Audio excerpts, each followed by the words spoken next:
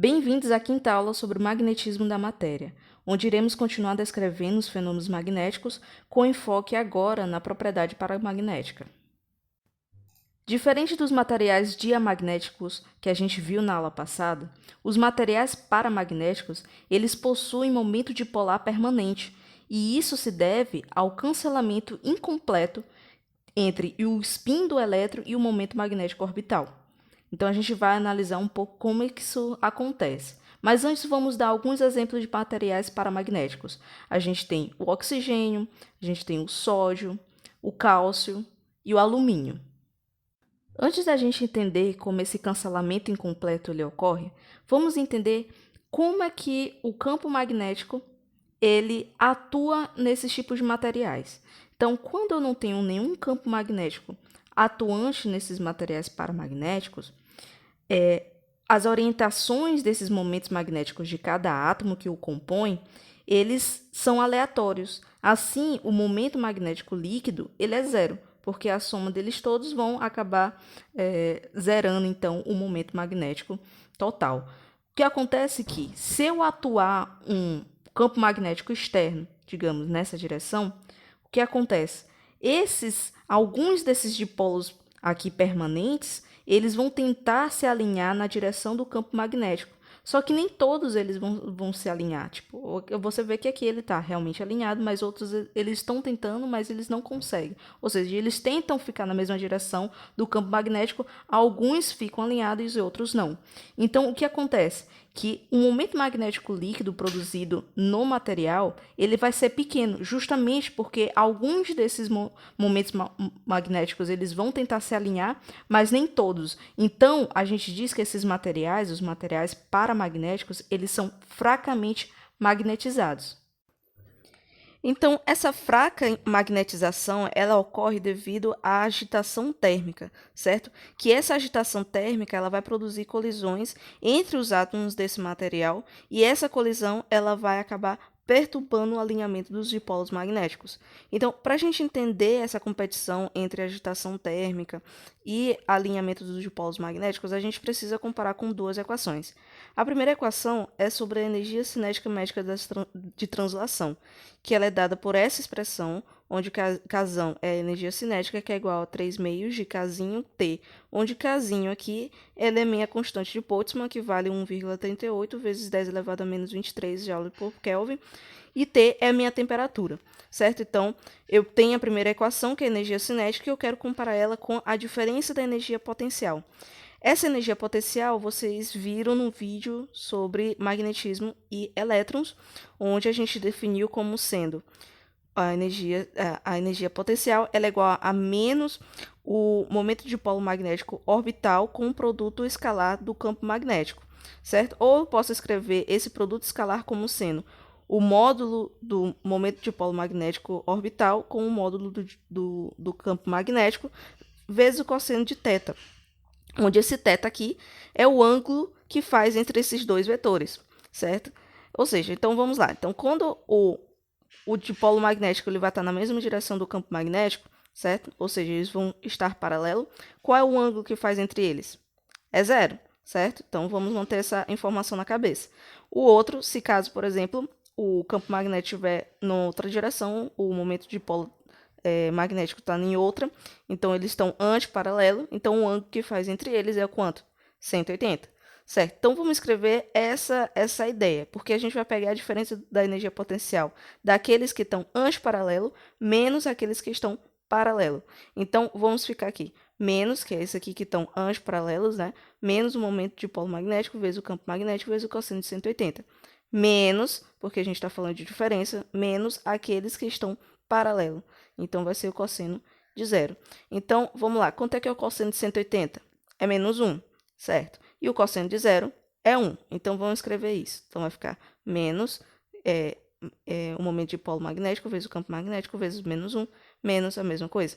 Então, o que acontece? Menos com menos aqui é positivo, e menos com menos aqui também é positivo. Então, a gente vai ficar com esses termos, então, simplesmente somando eles dois, a gente vai ter 2 vezes o momento de polo magnético vezes o campo magnético, certo? Então, a gente vai ter duas expressões, a gente vai ter essa energia cinética e a diferença da energia potencial.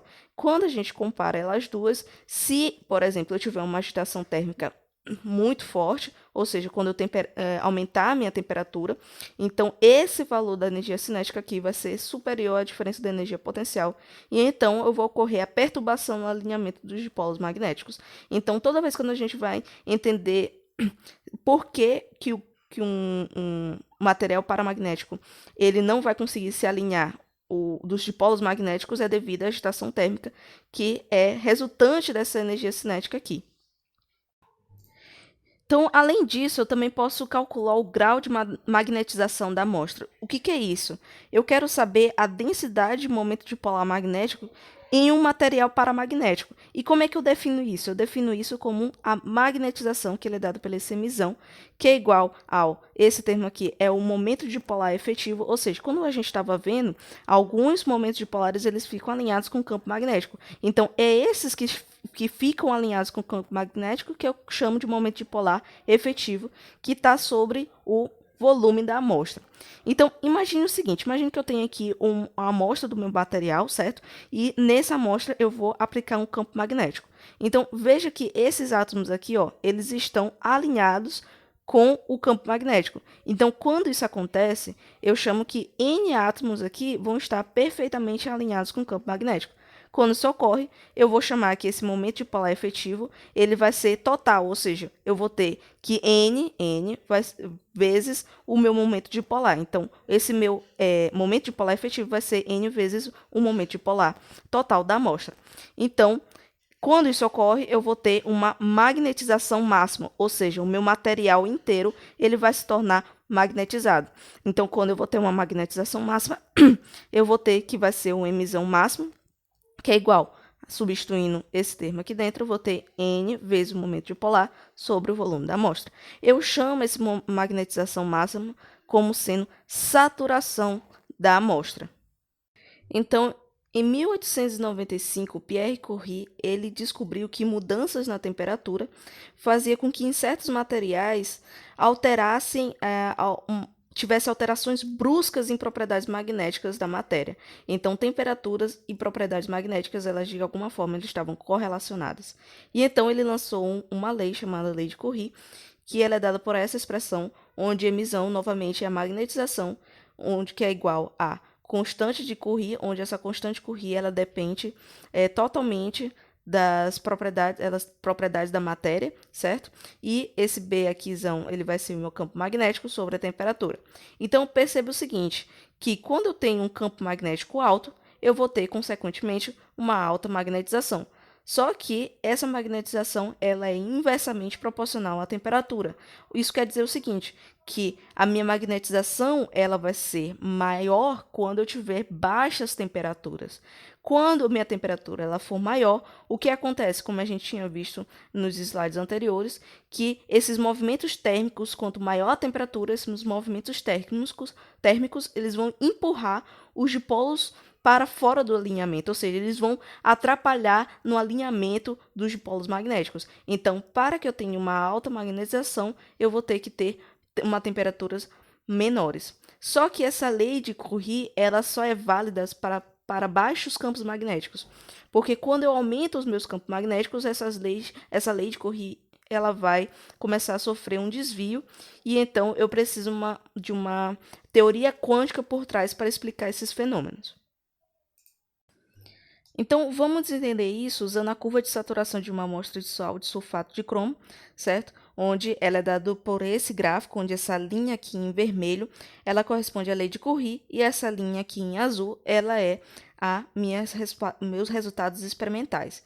Onde, veja que a lei de Curie, ela satisfaz quando o campo magnético sobre a temperatura, ela for menor do que 0,5, ou seja, nessa região aqui, que é uma zona insaturada. O que seria uma zona insaturada? Que eu chamo aqui de linearidade.